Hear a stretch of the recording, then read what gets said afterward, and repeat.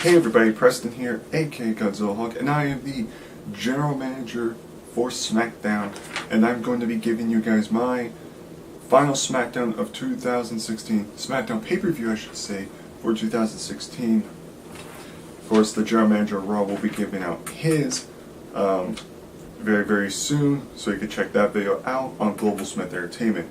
But with that being said though, it's my turn. And I have, for my SmackDown pay-per-view, is going to be called New Year's Revolution.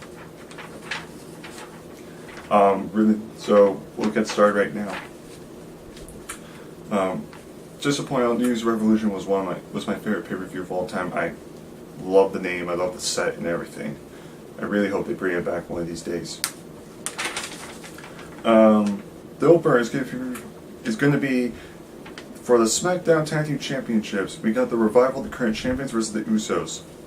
I didn't want to do American Alpha again, and I didn't want to do a triple threat or anything like that. I kind of want to keep it simple, basic tag team match.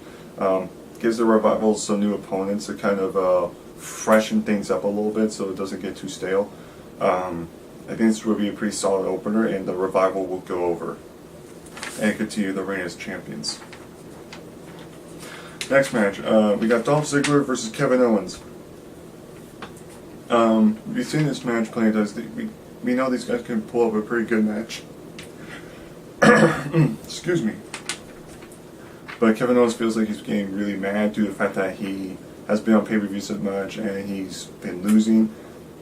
And Dolph Ziggler has a bit being used, so why not just put him in a match together and have Kevin Owens win the match?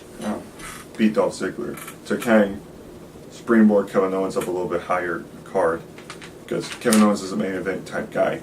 But you know, there's a lot of other people going after the world title, and there's other plans for the world title. So at the moment, Kevin Owens is just slowly starting to get back up there. So by beating Dolph Ziggler, that'll push him up. Plus, it doesn't make Kevin Owens look weak by finally getting a victory. Next match is going to be the rubber match in the John Cena versus Kurt Angle feud. And this time it's going to be a Falls Count Anywhere match. I think this would be a great match. The first time they faced off, it was a 1-on-1 match. John Cena won. The second match was 2 out of 3 falls, which Kurt Angle dominated. Although it was definitely back and forth, but Kurt Angle got both falls in a row, so Cena didn't even get one fall, so you made Kurt Angle look dominant that one. Pretty much the thing here is just they fight on the ramp, they fight on the stage, they fight in the ring. They use a few weapons, but they're basically just brawling and using suplexes and power moves. And at the end of the day, I would have John Cena win. Nothing against Kurt Angle. I know some people might hate that idea, but you gotta think it like this: the Cena win, it doesn't hurt Kurt Angle. Kurt Angle's still a big deal, and the fact that last month he defeated John Cena so dominantly without getting Cena pinned, having Kurt Angle lose isn't going to make him look weak. He's still going to be one of the best, and he might be going after the world title soon, or any championship. You may never know. He could be a champion in the next couple months or so. So you have no idea what's going to happen with that. But so I have John Cena go over because he's still John Cena, and he hasn't gotten as many victories. So you want to kind of keep a happy balance with Cena, because he is one of my top guys. So I have Cena go over and end the feud, hopefully. Next match. This one's just more of a throwaway match. I just want to get some of these guys on the card so you can consider this kind of like the restroom break. We got Eliza Sampson versus TJ Perkins. I like Eliza Sampson personally. I think that guy has potential. I didn't use him a whole lot on my card, so I figure I need to start building this guy up, because that's what SmackDown is. It's all about opportunities. And I can't just rely on the same stars over and over and over again, because eventually people will get sick of it. So I need to introduce new guys. So I want to start using Eliza Sampson, kind of how he is right now, the Drifter, who's kind of mysterious, carries the guitar around, very vicious though, and I have him defeat TJ Perkins. Somebody that's a runner-up in the United States Championship tournament. By Sampson beating him, gets him up there by being a runner-up in the United States Championship tournament, former #1 contender. I think that's a good start for Eliza Sampson to build himself up. So I give the win to Eliza Sampson. Next match, we got Bobby Roode versus Shinsuke Nakamura. We all know Shinsuke Nakamura's been on a roll as of late. The only time he actually, I think, lost in pinfall was the Elimination Chamber, so I thought he's been on an incredible roll. Again, Bobby Roode's kind of been not being used right. He's been on the pay-per-views, but he's been losing to Broken Matt. He's been losing some matches. So he's kind of getting frustrated, so he wants to take on Nakamura to prove that, Bobby Roode is still, dare I say, glorious, and he's still one of the top guys for the company. And I have Bobby Roode defeat Nakamura. Very shockingly, a lot of people wouldn't expect this to happen. So having Bobby Roode get a big victory over Nakamura is a huge step for his future. So Bobby Roode defeats Nakamura, and I think it would be a good match. Next, I decided to do something different for the WWE Championship match. And yes, the WWE Championship is not the main event. You'll see what the main event is. I have a champion versus champion of champions match. If you remember back, I think it was like Cyber Sunday, I actually have the DVD, I think it was 2006. It was Booker T versus John Cena versus Big Show. And all of them were world champions. They were all champions, and there was only one championship defended, and that was the World Heavyweight Championship, which was Booker T's title. So that's what I decided to do here. I had the WWE Champion defending his championship, so it's only Seth Rollins, versus defending against Austin Aries, who's the United States Champion, and defending against Broken Matt Hardy, who's the current television champion. This would be a pretty solid match. Get all these guys over, make Seth Rollins more like a defending champion, because he's the top face of my SmackDown card. SmackDown show, sorry. So you want to make Seth Rollins look like a more believable champion. And of course I have him retain the title by pinning Broken Matt. Broken Matt looks like he's about to beat Austin Aries for the belt. He's going to win the championship, and the lights go out. Very briefly, the lights come back on. Broken Matt's kind of just like, what just happened? And that's when Seth Rollins comes in and hits a curb stomp on Broken Matt, and then gets a victory. And I'll explain what happens during that, like where that's leading up to.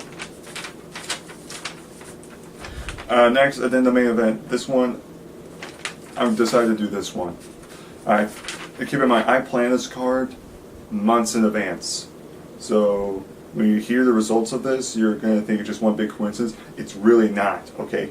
I legitimately planned this for months in advance. I already have my poster and the theme song already ready to go months in advance. So the main event is the SmackDown Elimination Chamber. It's going to be for the SmackDown Women's Championship. It's going to be Elimination Chamber. Because that's what I liked about New Year's Revolution. That was one of the big ones where it was the Elimination Chamber debut. And I think that's where it should have been. So why not have an Elimination Chamber main event, but this time including the women, get the women more noticed. So I have the current champion Asuka defending against Bayley, defending against Carmella, defending against Alexa Bliss, Nia Jax, and Naomi. I think this would be a very solid match, give them the time. Asuka and Bayley start off the match first.